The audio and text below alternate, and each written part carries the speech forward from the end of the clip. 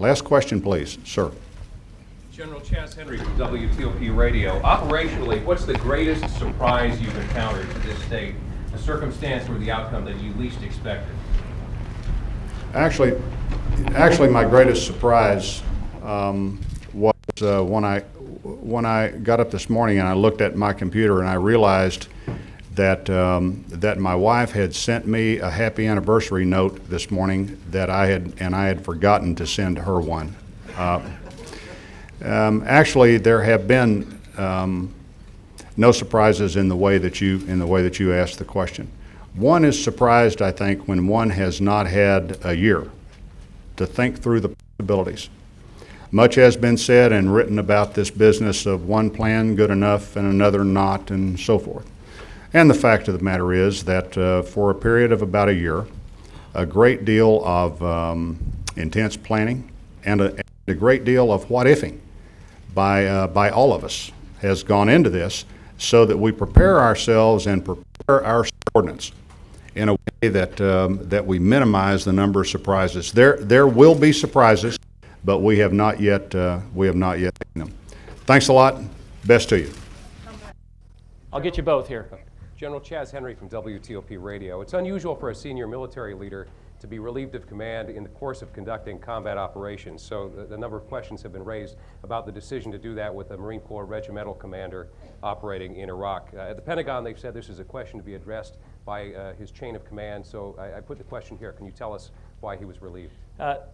Really, I'm not going to discuss it. At every level of command, commanders have to make tough decisions about the nature of the leaders that they have under their chain, and in this case, this was a decision made by the commander in the field. I don't think it's fair for me to go into why or what his rationale may be. He made a decision he felt was right, and that's his decision.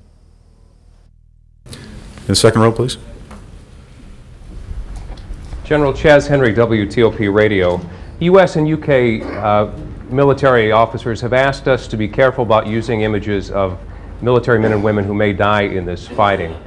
Does avoiding that imagery in any sense take away the public's ability to appreciate either the sense of dedication, sacrifice, or human cost of war? Well, we know that this war is being prosecuted by humans, and I thank you for the question because it helps to reinforce that right now. Often what you see is what we can show because we have images of technology. But the reality is there's a human behind every one of those. There's a human that has to take off from the deck of a ship, a human that has to take off from the surface of some runway somewhere inside of the region, and each time they take off, they can't be certain that they're going to return. You've seen the activities that happen out on the line. You've seen soldiers and Marines from multiple nations that put their lives at risk in some other country other than their own for the cause of freedom. And as you see that sort of thing, you see the level of dedication that's out there. All we'd ask is that you respect that those are in fact humans out there and that they have families and that we care for them greatly. Let me go to the second row, please. General, the failure of the power grid in Baghdad last night seemed fortuitously timed for the ground action that the coalition was taking. The coalition says that they didn't target the power grid. Could the lights have been turned off by some sort of fifth column working, whose goals were in alliance with the coalition, or do you believe that the regime turned off the lights? I wouldn't want to speculate on who actually turned them off. We know is we didn't direct it. We certainly have had some concerns about the power in Baghdad. We've tried to do a number of things to protect the people of Baghdad. Electrical power in Baghdad also relates to water in Baghdad. Electrical power in Baghdad also relates to power in hospitals in Baghdad. That's not part of the coalition design at this point, so I wouldn't characterize it the way you did as fortuitous. It's a matter of concern at this point in time for the population that's inside of Baghdad. General Chaz Henry, WTOP Radio. When you're determining what supplies flow up into Iraq, is there ever a competition between humanitarian supplies and, say, tactical supplies for troops, ammunition or food? Asking this in the context of having heard reports in recent days about troops only having one meal ration. How do you prioritize what goes where? There are priorities that are established by commanders at every level, what it is they want, what they need, and depending on what their mission is at a given time. Where there are competitors for resources, The commander that owns both resources or those resources will make a decision as to what the priority is.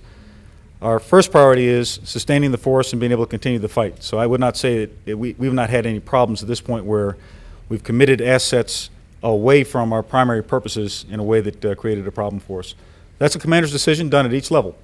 And all commanders establish their priorities and make them known to their commanders and their commander's commander so that we have visibility across the board. Yes, please, Chaz. General Chaz Henry, WTOP Radio. Can you give us a sense of the scope and scale of the coalition's effort to hunt for weapons of mass destruction? How many people are involved in this effort? Dozens, hundreds, and how are they focusing their efforts? This is a good question, and let me just describe a bit of how we approach the entire WMD program. First, we remain convinced that there are weapons of mass destruction inside of Iraq, and we remain unwavering in our view of that. We know that there are systems that could deliver it. Many of those have been destroyed. Some have been taken into our custody. We also know that there are people who have knowledge of the program and that it would take time before we get access to these people. Some of them we have access to.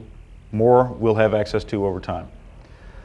The way we've organized for the work is first to have a number of mechanisms that let us do initial checks when we think we might have found something. These are unit level detectors and monitoring equipment.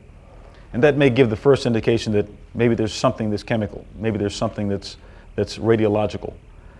We then take it to another level. We have other organizations that have been brought in, military units, that have the capability to do a more detailed examination and confirm an agent, specifically what it might be. If we find a confirmed agent of some sort, we may evacuate it further for yet a better confirmation. Each one of these things provides us greater fidelity on what it might be. We've also organized some units to do this and embedded in other units, for example, within some of our special operations units and some of our forward operating units, the ability to do what we call sensitive site exploitation, the ability to go into a place to examine it in detail with the right knowledge, with the right equipment related to weapons of mass destruction. An entire brigade has been devoted to that, an artillery brigade, changed from its normal mission of delivering fire support, trained to do site exploitations in small teams. And so we can cover a number of areas. But the key part is that we have to get information that leads us to the areas for the work to be done. And that's very deliberate. We have to be very patient about it. We knew that much of that would unfold as we got into Baghdad. And indeed, we're beginning to get more and more pieces of information that have to be joined together in this mosaic that I've described to find out really what the picture is. The efforts are ongoing.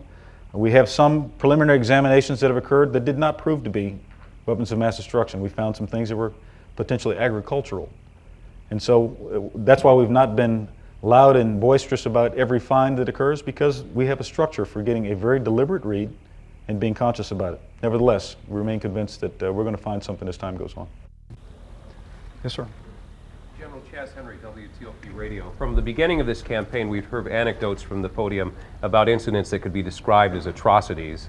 And we've also heard a recurring theme about holding accountable those behind them. Is the coalition engaging in an active effort to investigate these events as they occur, perhaps document them by investigators or combat camera teams toward the end of some sort of legal prosecution after the fact? Well, our first effort is to win the fights that are ongoing, and that's where our priority is. We do try to make efforts to do that. We have what we described as mobile exploitation teams when we have suspicion of something that is untoward. And we'll send those teams to try to document as much as we can so that there is a foundation upon which to do any further pursuits when this is all said and done. The President's been very clear that there will be a time of accountability, and that time will come in the very near future.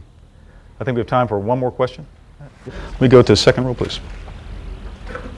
General Chaz Henry, WTOP Radio. The armored raid into Baghdad yesterday, rather than being a hit and run, seemed to be a hit and stay. As the coalition makes its presence felt in Baghdad, are we likely to see more instances in which troops move to an area and then end up staying there and piecemeal establish a presence around the city? I think you can anticipate that there'll be a combination of actions. There'll be some actions that go into a location and we stage operations from there. There'll be some operations perhaps that go into a location and then leave. There'll be some operations that go into a location we reinforce. In some cases, we will clear enemy resistance. In other cases, we'll seize a site. The full combination of that is what creates the tactical operations in that objective area. And those are tactical decisions that are made. Again, they're very opportunistic. What can we get from this? What happens to be at that location? What should we do about it? These decisions will be made by our commanders out there on the ground, and you'll see a variety of combinations to try to get it done. Okay, thanks very much, ladies and gentlemen. Have a good day.